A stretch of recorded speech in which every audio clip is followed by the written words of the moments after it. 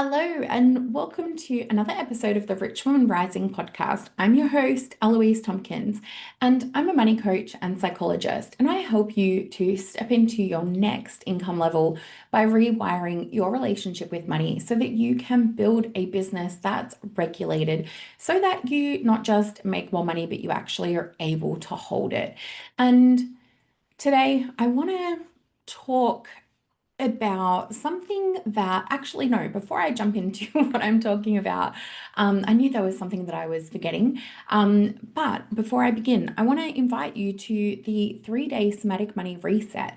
I am so excited about this because this is the first time that I have ever done anything like this for you. In the past, I've run masterclasses, which I love, but I have a background as a teacher, and I realized I don't want to run a masterclass for you this time around. I want to do something a little bit different. I want to invite you to experience these nervous system shifts that I'm so often talking about. And I thought, what better way to do this than a somatic money reset, where I walk you through the very first part of what I do with all of my one-on-one clients. Now, if you have ever felt like you have got one foot on the gas and one foot on the accelerator when it comes to making money in your business, you are going to want to attend this because that is exactly what I have designed this reset for. Now, if you can't attend live, don't panic. I'm going to be sending out replays as long as you register. So I'm going to pop the details for you in the show notes. So hit register now so that you don't forget. And yeah, I can't wait to see you there. And if you miss out on this one, if you're listening to this and the dates have passed, keep an ear out because I have a sneaking suspicion I'm going to be running, if not this workshop, then I'll be running something along these lines again. Anyway, with all that being said, now that I haven't forgotten about it, let's jump into the topic today, which is an interesting one. And one that I think I have been thinking, I feel like I always say this, and I guess I am always thinking about things, and that's why I'm talking about them. But what I want to talk to you about today is this idea that who we are is just who we are, because that's how we've always been. I don't know if you've ever felt that where you just are and you don't really think about who you are or the money decisions that you're making in your life and in your business. And even though you might get frustrated at the decisions that you're making, you might find that you're not really questioning them. You might say to yourself, oh, I know that I should be doing better by now, or I know that I should raise my prices, but I just don't know why I'm not doing that. A lot of the times it comes down to our identity and how we view ourselves. And we can get really, the word that comes to mind, and I hate this word, but is stuck. We can get really stuck in our perception of ourselves. And we think that who we are right now is just who we are. And I remember feeling this way for a very long time. In fact, my dad would tell me when I was younger, I remember being told this very often, people don't change. Nobody changes. People don't change.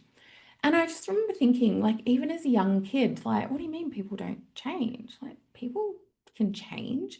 You're not just stuck being who you are. And I just remember being really curious about that and also curious around where, for my dad, that belief came from.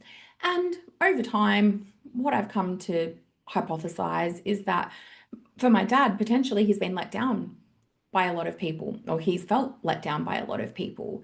And maybe anyway, I'm not going to go and diagnose my dad and all of that kind of stuff, or at least not on the podcast. I'll do that in my own time and I won't bore you with that. But it was really fascinating to kind of experience that belief growing up of people just don't change. The thing is, though, it was something that I internalized. I internalized that myself, that, well, if this is what my dad is telling me, and as a kid, you don't know anything different to what your parents are saying, and it's kind of that developmental thing that as we're growing up in our home, it just becomes our normal. And it's not until we kind of get a little bit older, we might meet a partner or we might go to friends' houses and we start to realize, oh, other people do and see things in the world differently to us. And that's when our eyes start to open up as to other ways of doing things. But because we've already been living our reality for so long, even though we're seeing other people do it differently, it's kind of like, oh, but that's how they do it. This is how I do it. So, for example, think about how you butter your bread. And if you're an Aussie, then think about how you eat Vegemite. Because for me, the way that I eat Vegemite is exactly how my family did it. You know, you put some slather of the butter on and you put that tiny little sliver of Vegemite on, not too much, not too thick, just enough. But if you grew up in a different family, you might put a little bit less butter on and you might put heaps of Vegemite on. You might like it really thick because that's your familiar. And this translates into how we then view ourselves. I'm a person who likes a lot of Vegemite. And I'm using Vegemite as an example, but it translates to everything business. For example, if we have grown up in environments, and I see this so often, where if we've grown up in an environment where we didn't have a lot of money and you wanted to buy something, for me, I remember it was like not designer brands. Like I wasn't into fashion and designer brands, but all the kids at school were back in my day. God, that makes me sound old. But back in my day, the popular brands were, you know, your Rip Curls and your Quicksilver and, you know, all of those beachy brands. And I wanted those brands, but we couldn't afford it. And so I wouldn't go into all of those cool surf shops. And I don't know why I cared so much because I was not a surf girl. Um, anyway, besides the point.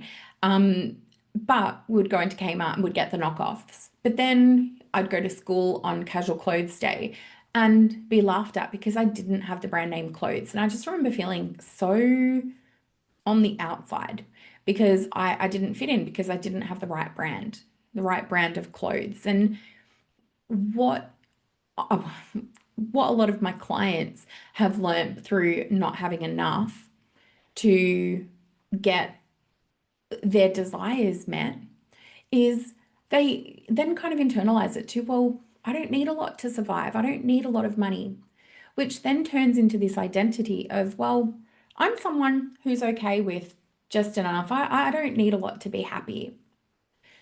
And it's really interesting though, because when we hook onto those beliefs and they form a part of how we view money, this then impacts all of the decisions that we end up making.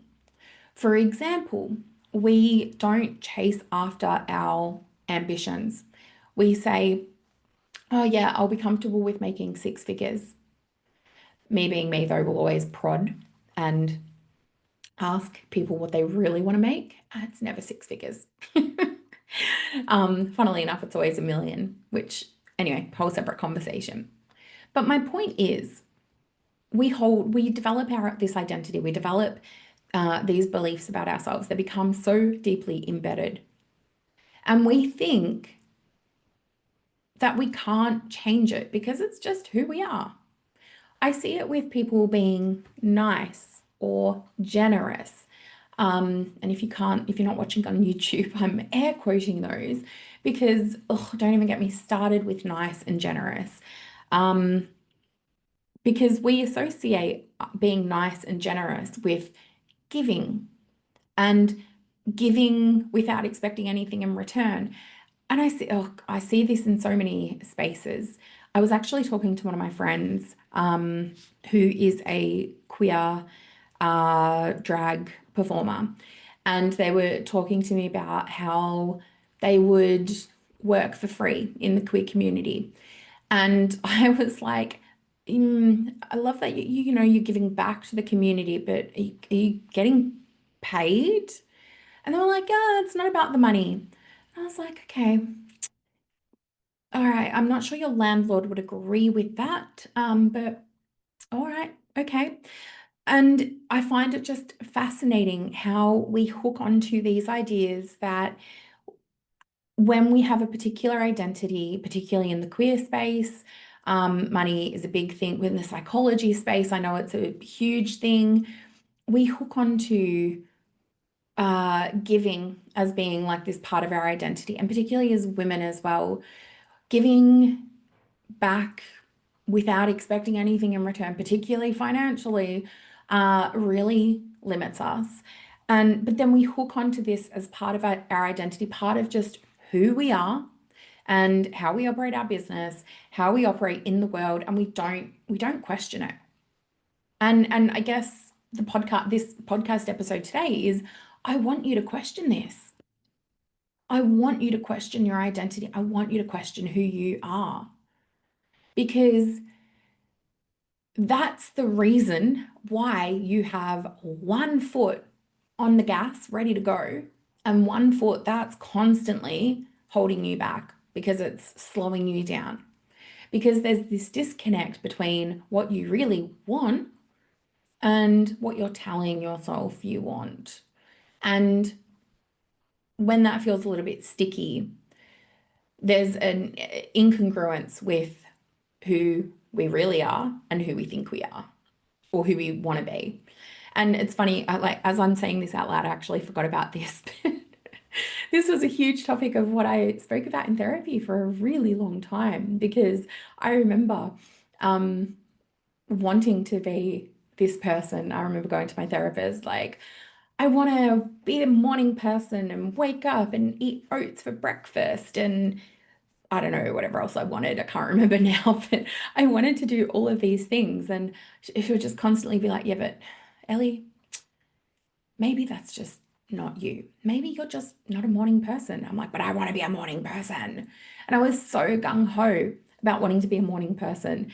And I guess this is kind of comes back to this idea of change. There are parts of ourselves that we absolutely can reflect on and change. And there are going to be parts of us that are just kind of inherent that we, I don't want to, I guess accept is the word, but recognize that there are going to be strengths to us. Lean into those. There are going to be other parts that are perhaps less strong.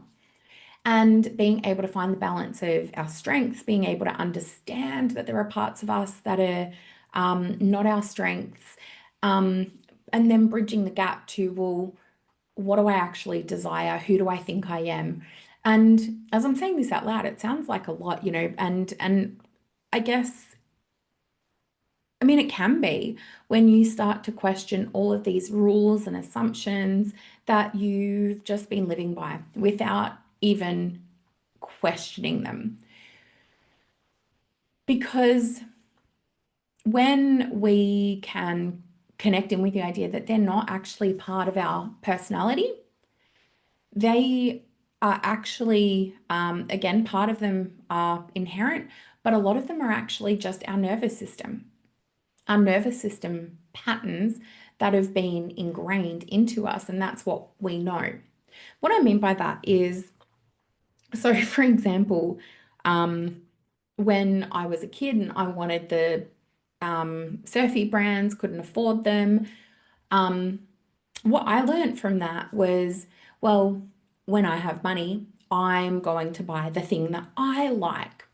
And it's not going to be the no-name brand. It's going to be branded. And I'm not talking about clothes, but I guess I'm talking like for me, it was things like buying cereal.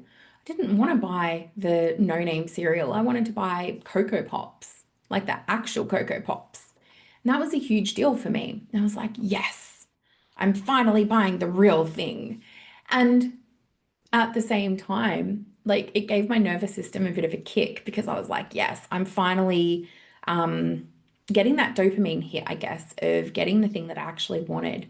But what it also did was leave me spending excessively and spending outside of my means because I was trying to override or fill that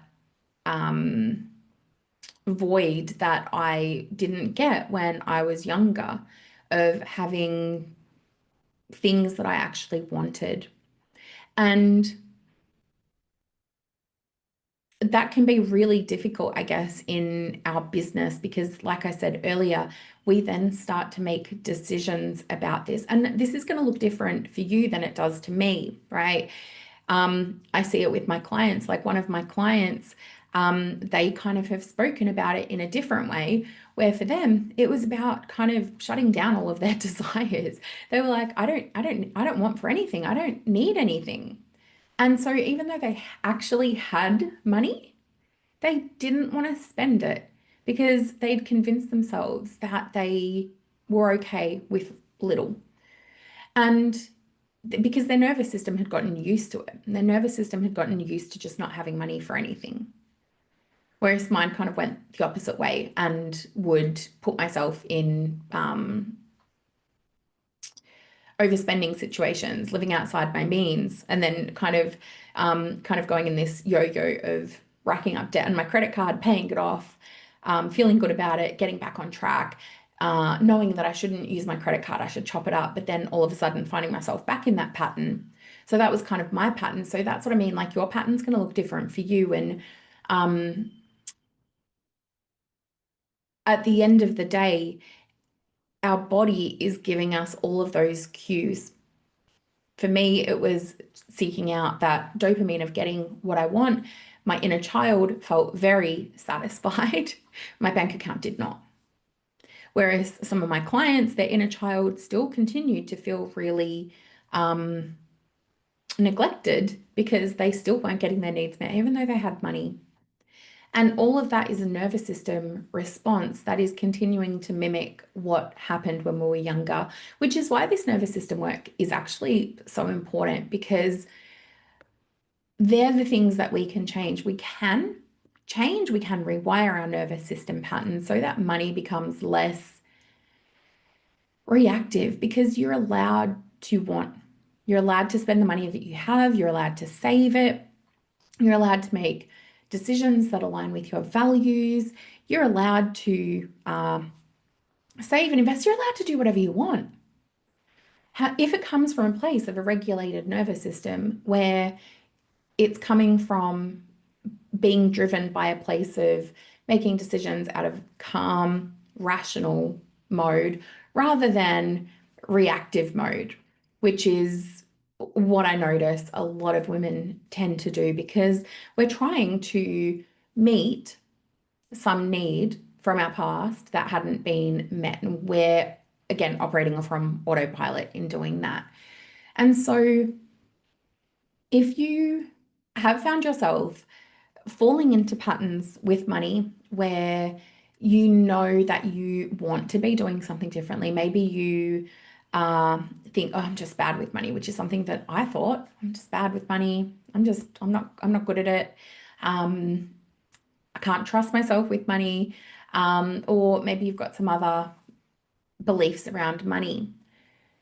Is that actually true? And is that actually who you are when it comes to money? Or is it something that has just been conditioned into you for such a long time that it just is actually really difficult to separate it from your truth versus it actually just being a belief and being something that isn't true and can actually change? Another thing that I see is, things like, oh, I can't work less because like there's situations outside of my control. For example, I get sick, and if I get sick, then I'm not able to work. So when I am able to work, then I have to work really hard. So I can't have that balance, Ellie. I just can't do it. I'm like, well, is it that you can't have the balance, or is it that yeah, it's a belief that's underneath there. And people can only hear that when they're ready. So you can only hear this when you're ready as well. But what I do want you to be thinking about is your identity and whether it was just handed to you on a silver platter and you were like, oh, okay, this is who I am when it comes to money, or whether you actually have a little bit more control over it than what you originally thought. Because I guarantee that for 99.9% of you listening, our identity is something that was just kind of handed to you that you don't really think about, which is why things like our self-worth, our self-esteem can be lower than we'd like it to, because our self-worth had been connected with other people's perceptions and expectations of us rather than the expectations and life that we want to live and the desires that we had. So my takeaways for you, what I want you to be